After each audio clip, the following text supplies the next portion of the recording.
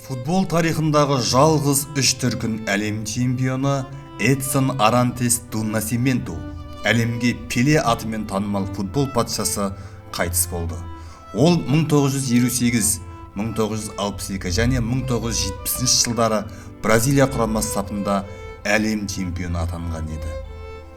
Бразилияда Пеленің қайтыс болуына байланысты 3 күндік аза тұту жарияланды. Ал қазақ елінің президенті Қасым-Жомарт Тоқаев Бразилия президенті Жаир Болсонаруға көңіл айту жеделхатын жолдады.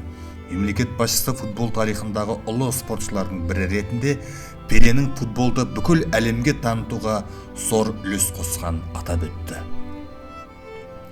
Футбол падишасы Пеле екенін жазып, тарихи жылнамаға енгізіп жібергеніміз қашан? Пеленің патша болуының бір себебі футболды телевидениенің көрсете бастауы еді.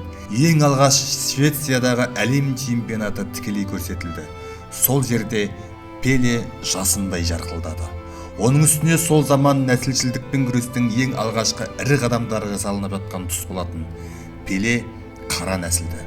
Ондай адамның да жаһандық масштабта мойындалуына жол беру үлкен қадам болды.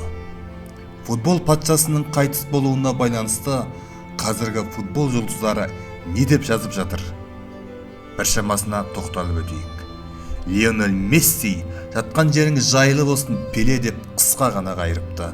Ал Криштиану Роналду болса, бүкіл Бразилияға, әсіресе Пеленің отбасына көңіл айтамын.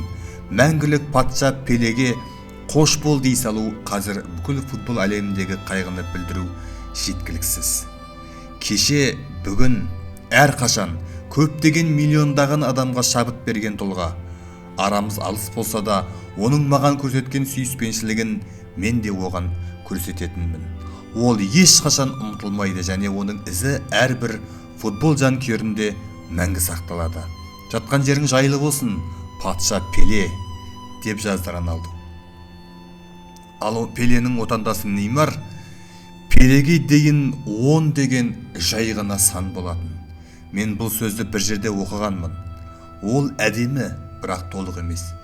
Пелеге дейін футбол жай ғана спорт болған дер едім. Ол бәрін өзгертті. Ол футболды өнерге, ойын сауыққа айналдырды. Ол кедейлерге, қара нәсілділерге және бүкіл Бразилияға үн қатты. Футбол мен Бразилия патшаның арқасында мәртебесін көтерді. Ол кетіп қалды, бірақ оның сиқыры қалды. Пеле мәңгілік деп жазды Неймар. Ал Килиан Мбаппе, футбол патшасы арамыздан кетті, бірақ оның мұрасы ешқашан ұмытылмайды. Жатқан жерің жайлы болсын, патша деп жазған екен. Месут Өзил де керемет айтыпты. Ұлы аңыздардың бірі, жатқан жерің жайлы болсын, сіздің мұраңыз мәңгі сақталады. Марадона мен Пеле ойнайтын көк аспан футбол командасы ешқашан жеңілмейтініне сенімдімін.